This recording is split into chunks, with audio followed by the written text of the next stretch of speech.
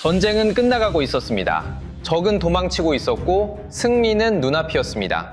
그런데 조선 최고의 명장이 그 순간에 죽었습니다. 임진을 한 7년, 23번의 해전에서 단 한 번도 패배하지 않은 이순신 장군이 왜 하필 마지막 전투에서 총에 맞았을까요? 이게 정말 우연이었을까요? 아니면 누군가 의도한 결과였을까요? 자살설, 암살설, 은둔설, 무려 426년 동안 끝나지 않은 미스터리입니다. 그런데 기록을 하나씩 뜯어보면 소름 끼치는 정황들이 나옵니다. 장군의 대장선에 타고 있던 정체불명의 인물, 일본 최강 저격부대의 존재, 그리고 장군을 죽이고 싶어 했을지도 모르는 조선의 왕.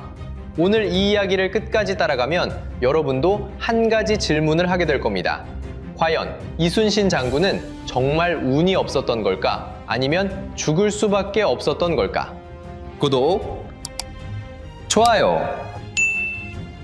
1598년 음력 11월 18일 밤 경상남도 남해군과 하동군 사이 좁은 물길 노량해역, 한 치 앞도 안 보이는 겨울바다에 조선과 명나라 연합함대가 숨죽이며 대기하고 있었습니다.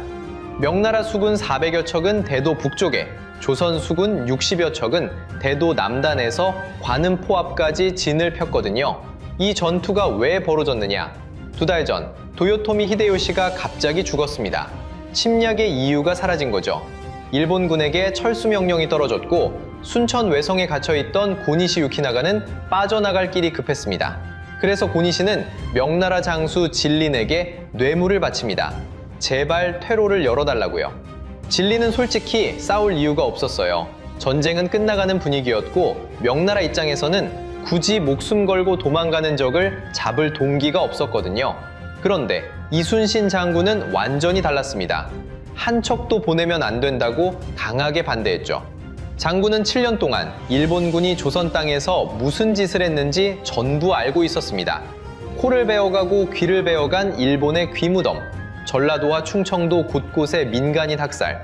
장군은 이 전쟁 범죄를 단죄하지 않으면 일본은 반드시 다시 온다고 확신했던 겁니다. 그래서 진린을 설득하고 연합작전을 끌어냈죠. 그런데 이순신 장군이 전투 직전에 한 행동이 있습니다.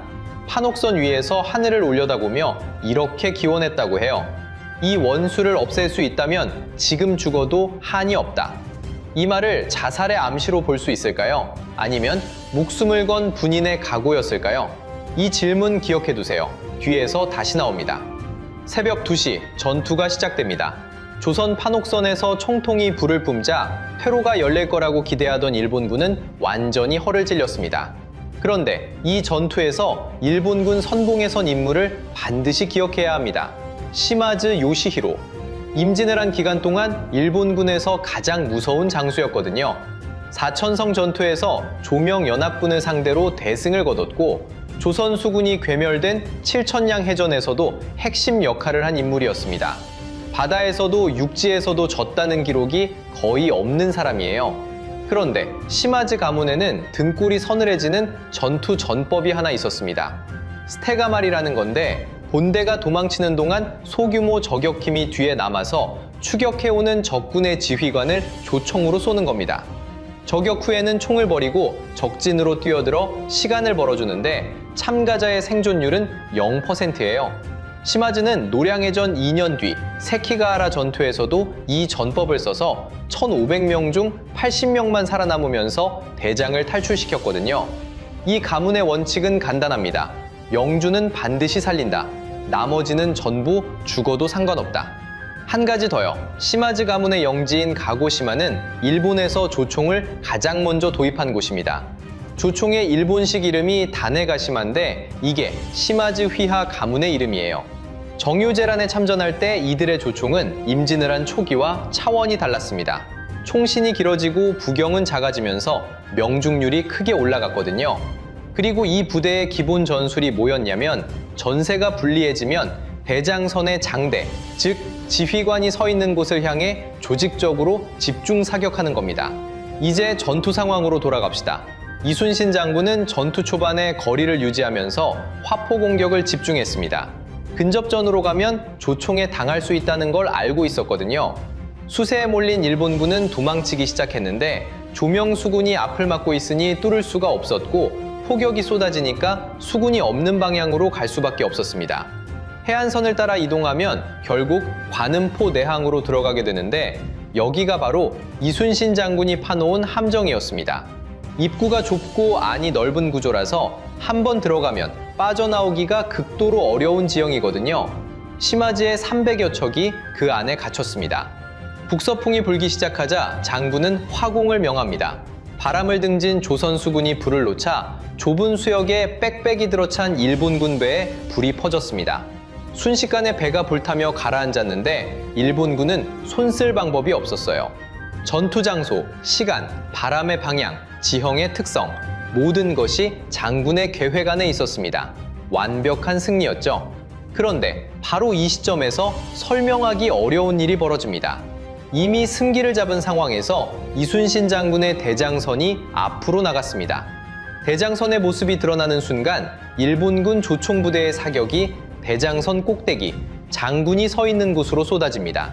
장군은 이때 겨드랑이 아래에 총을 맞았어요. 아들 이회와 조카 이완, 직속 부관들이 달려왔지만 장군은 곧 숨을 거뒀습니다. 그런데 놀라운 건 이겁니다. 전투가 끝날 때까지 조선군 대부분은 장군이 죽은 줄 몰랐어요. 장군의 마지막 말 때문이죠. 싸움이 급하다. 나의 죽음을 알리지 마라. 여기서부터 진짜 의문이 시작됩니다. 23번째 해전인데 이미 이기고 있는 상황이었어요.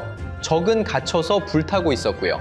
그런데도 장군은 더 가까이 다가갔습니다. 이미 이긴 전투에서 왜 굳이 목숨을 걸었을까요? 자살설을 주장하는 사람들은 바로 이 지점을 파고듭니다. 장군의 죽음을 단순한 전사로 보지 않는 시각이 처음 등장한 건 사후 80여 년이 지난 숙종시대입니다. 대제학까지 지낸 유학자 이민서가 의병장 김덕령의 전기를 쓰면서 이런 기록을 남겼어요. 곽재우는 산속으로 피신했고 이순신은 스스로 총탄을 맞아 죽음을 택했다. 핵심은 스스로라는 단어입니다. 여기에 더 충격적인 기록이 있어요. 장군이 그날 투구도 갑옷도 벗고 전투에 나섰다는 겁니다. 생각해보세요. 총탄이 빗발치는 전장에서 보호 장비를 벗는다? 이건 죽으려고 작정한 거 아니냐는 해석이 나올 수밖에 없었죠. 그런데 이 주장이 나온 배경을 알면 소름이 끼칩니다. 임진을 한 모든 전투에서 한 번도 진 적이 없는 장군을 선조는 전혀 인정하지 않았습니다. 명량해전에서 13척으로 적선 133척을 이긴 기적 같은 승리를 보고받고 관리들이 직급을 올려주자고 하자 선조가 뭐라고 했는지 아세요? 사소한 외적 잡는 게 무슨 큰일이냐? 당연한 일을 한 것뿐이다. 이런 반응이었습니다. 선조가 왜 이랬는지 이해하려면 전쟁 초반으로 돌아가야 합니다. 일본군이 쳐들어오자 선조는 수도 한양을 버리고 의주까지 도망갔거든요. 그런데 그때 믿기 어려운 일이 벌어집니다. 일반 백성들이 왕한테 대놓고 자리에서 물러나라고 한 겁니다. 왕한테요. 조선 역사에서 이런 일은 한 번도 없었습니다. 왕의 체면이 완전히 구겨진 거예요. 이때부터 선조는 달라집니다. 누가 자기보다 지지를 받는지, 누가 자기 자리를 위협할 수 있는지 이것만 신경 쓰기 시작한 거죠. 그런 선조 눈에 백성들이 열광하는 영웅 이순신이 어떻게 보였겠어요? 고맙기는커녕 두려웠을 겁니다. 노량해전 직전에 장군을 정치적으로 지지하던 인물들도 전부 사라졌어요. 이원익, 유성룡 같은 남인 계열 재상들이 줄줄이 실각한 상태였거든요. 장군의 편을 들어줄 사람이 조정에 아무도 없었습니다. 전쟁이 끝나면 개선 장군으로 돌아가야 하는데 자기 편이 없는 거예요. 역사를 보면 알잖아요. 주군을 능가할 만큼 큰 공을 세운 신하의 말로는 대부분 비참합니다. 한신도 그렇고 악비도 그랬죠. 흥미로운 건 명나라 장수 진린도 이걸 알고 있었다는 겁니다. 진린이 이순신 장군의 영전에 올린 제문에 이런 말이 있어요. 큰 원수도 이미 갚았는데 무슨 연유로 살아생전에 하던 말대로 죽음을 선택하였는가?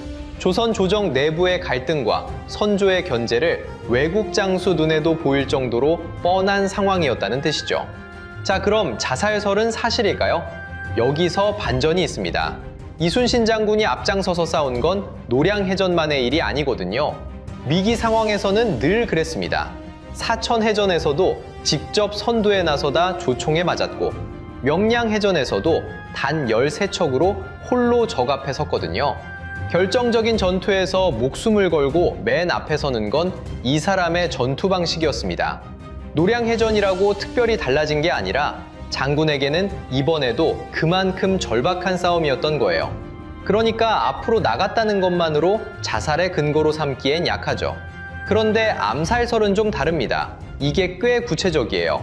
당시 대장선에 손문욱이라는 인물이 타고 있었습니다. 원래 인진을 초기에 일본군 측으로 참전했다가 정유재란 때 조선에 귀순한 사람이거든요. 선조실록에는 손문욱이 이순신의 죽음을 목격하고 수습에 나섰다고 나옵니다. 그런데 이 기록이 선조실록에만 있고 다른 사료에는 안 나와요. 일본군 출신이 조선 최고 지휘관의 배에 타고 있다가 그 지휘관이 죽는 순간을 목격했는데 다른 기록에는 흔적이 없다? 이게 암살설의 출발점입니다. 하지만 결정적인 허점이 있습니다. 판옥선 장대에 손문욱 혼자 있었던 게 아니에요. 송희립, 이회, 이완 등 여러 장수가 함께 있었거든요. 조총은 발사하려면 화약을 넣고 탄환을 넣고 심지를 불붙여야 하는데 최소 1분은 걸립니다. 그 좁은 공간에서 여러 사람이 보는 가운데 1분 넘게 장전하고 조준하는데 아무도 못 봤다? 게다가 발사할 때 엄청난 폭음과 성광이 나는데 바로 옆에서 총을 쏘는 걸 모른다는 건 물리적으로 불가능합니다. 그래서 학계에서는 암살설을 인정하지 않아요. 그렇다면 일본 쪽 기록은 뭐라고 할까요? 시마즈 요시히로는 노량해전 후 간신히 살아 돌아가서 20여 년을 더 살았습니다. 300여 척 중 온전한 배는 50여 척뿐이었고 배의 무게중심을 맞추려고 조선도를 실어갈 만큼 급박했거든요. 시마즈는 회고록에서 노량해전이 치열하고 급했다고만 적었습니다. 이순신 장군을 죽였다는 기록은 어디에도 없어요. 1671년 시마즈 가문의 공식 기록에도 노량해전이 자세히 나오는데 적장을 사살했다는 내용은 한 줄도 없습니다. 전쟁에서 적의 총사령관을 죽이는 건 최고의 공문이잖아요. 자랑하지 않을 이유가 없습니다. 그런데 왜 침묵했을까요? 누가 쐈는지 자기들도 몰랐던 겁니다. 당시 노량 앞바다는 수백 척의 배가 뒤엉켜 있었고 겨울 새벽이라 어두웠으며 화공으로 연기까지 자욱했거든요. 흔들리는 배 위에서 특정 인물을 저격한다는 건 거의 불가능합니다. 다만 시마즈 조총부대가 대장선 장대를 향해 집중 사격을 가했을 가능성은 있어요. 여러 명이 동시에 쏘다보니 그중 한 발이 맞은 것으로 보는 게 가장 합리적인 해석이죠. 민간 기록 중에 아주 흥미로운 게 하나 있습니다. 의병장 출신 유학자 안방준이 남긴 은봉전서예요. 장군 사후 20여 년 뒤에 쓰여진 건데 다른 기록에는 없는 결정적 장면이 나옵니다. 안방준의 기록에 따르면 송희립이라는 장수가 먼저 투구에 총을 맞았고 이순신 장군이 송희립의 상태를 확인하려고 몸을 움직이는 순간 겨드랑이 아래에 총탄을 맞은 거예요. 갑옷 방어가 안 되는 틈새를 관통한 겁니다. 안방준은 송희립과 같은 지역에 살았던 인물이라 전투 당사자에게 직접 들었을 가능성이 높고요. 이 기록이 중요한 이유는 장군의 죽음이 자살이 아니라 전투 중 우발적으로 빈틈이 생긴 순간에 벌어진 일이었다는 걸 보여주기 때문입니다. 은둔설도 잠깐만 봐야 합니다. 장군의 시신은 전투 후 바로 고향에 가지 못했어요. 일본군 잔당 소탕 때문이었죠. 아산에 안장된 건 전사 후 84일이 지나서였고 16년 주인 1614년에 묘가 어라산으로 옮겨졌습니다. 이걸 근거로 장군이 사실은 죽지 않고 숨어 살다가 1614년에 진짜 죽었다는 소문이 돌았어요. 근거는 없습니다. 묘를 옮긴 건 전란 직후 급하게 치른 장례를 1등 공신에 걸맞게 정비하려는 것이었죠. 은둔설은 한국사에서 반복되는 패턴이에요. 임꺽정도 죽지 않았다. 홍경래도 살아있다. 영웅의 죽음을 받아들이지 못하는 마음이 만들어낸 이야기입니다. 자, 그러면 가장 공식적인 결론은 뭘까요? 200년 뒤에 나옵니다.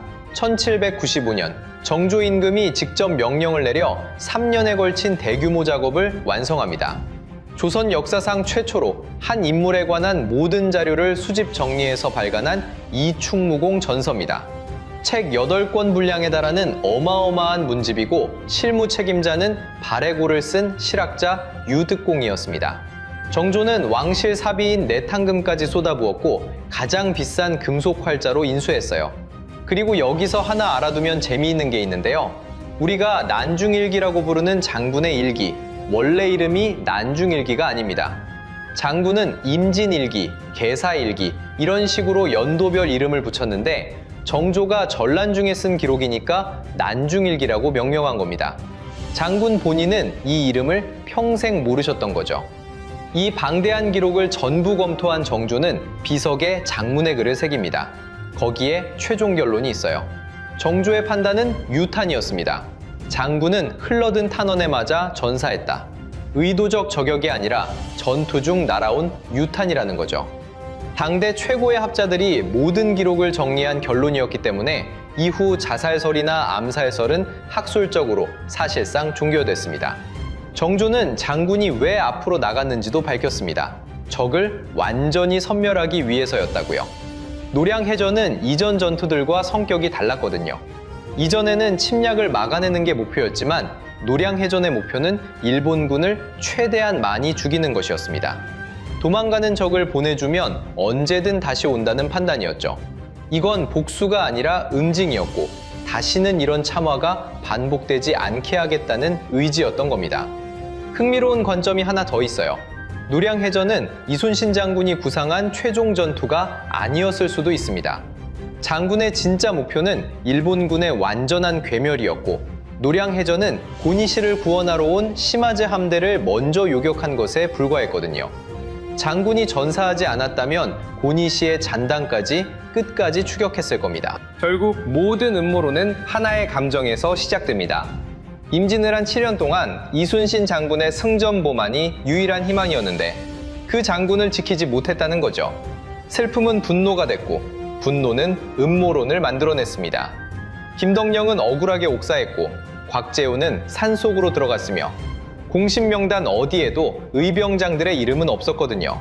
후대 사람들은 차라리 장군이 스스로 죽음을 택한 것이라고 기록하면서 이렇게 덧붙였어요. 그러니 의병에 가담하지 말라고요. 영웅의 죽음이 다음 세대의 용기를 꺾어버린 겁니다. 실제로 임진왜란이 끝나고 30년도 안 돼서 조선은 정묘고란과 병자고란을 겪는데 임진왜란 때와 비교하면 의병 활동이 현저하게 줄었습니다. 나라를 위해 싸워봐야 돌아오는 건 핍박뿐이라는 학습 효과가 작용한 거죠. 청나라의 무릎을 꿇는 치욕 속에서 백성들은 이순신 장군을 더욱 그리워했을 겁니다. 각종 음모론은 그런 간절한 마음의 반영이었을지도 모릅니다. 하지만 기록은 명확합니다. 이순신 장군은 적의 유탄에 맞아 전사했습니다. 자살도 아니고 암살도 아니고 은둔도 아닙니다. 평생 단 한 번도 뒤로 물러선 적이 없는 사람이었고 마지막 순간에도 가장 앞에서 싸우다 쓰러진 겁니다. 죽고자 하면 살 것이고 살고자 하면 죽을 것이다. 이 말은 명언이 아니라 이 사람의 인생 그 자체였어요. 죽어가는 순간에도 자기 걱정이 아니라 전투를 생각했습니다. 싸움이 급하다. 나의 죽음을 적에게 알리지 마라. 노량해전은 장군의 유지를 이어받은 조선 병사들에 의해 대승으로 끝났습니다. 일본 군배 200여 척을 격파했고 100여 척을 납포했으며 시마즈는 겨우 50여 척을 이끌고 도주했습니다. 전투가 끝난 뒤 진린이 감사를 전하려고 다가왔을 때 장군의 조카 이완이 울면서 말했습니다. 숙부님께서 돌아가셨습니다. 진린은 3번이나 쓰러지며 가슴을 치고 통곡했다고 합니다. 이순신의 영구가 지나가는 곳마다 백성들이 울부짖었다고 해요. 공께서 우리를 살리셨는데 공께서 우리를 버리시고 어디로 가십니까? 426년이 지난 지금도 후손들은 음력 11월 19일에 제사를 올립니다. 나라에서 허락한 불천이 제사예요. 그리고 생각해보면 이 사람의 얼굴은 우리가 매일 쓰는 100원짜리 동전에도 있고 서울 한복판 광화문에는 이 사람의 동상이 서 있습니다. 400년이 넘었는데도 이 정도로 기억되는 장군이 세계 역사에 몇 명이나 될까요? 우리가 정말 기억해야 할 건 장군이 어떻게 죽었느냐가 아닙니다. 왜 싸웠느냐는 겁니다. 이순신 장군에게 전쟁은 출세의 기회도 영웅이 되기 위한 무대도 아니었습니다. 왕이 자기를 버려도 조정이 등을 돌려도 아무도 알아주지 않아도 백성을 지키겠다는 그 하나의 신념으로 끝까지 바다를 지켰던 사람이거든요. 그리고 그 신념 때문에 장군은 마지막 순간까지 물러서지 않았습니다. 우리가 이 사람을 426년이 지나도 잊지 못하는 이유, 그건 이순신이 지킨 게 단순히 바다가 아니라 이 나라 자체였기 때문입니다. 영상이 유익했다면 구독, 좋아요, 알림 설정 부탁드립니다.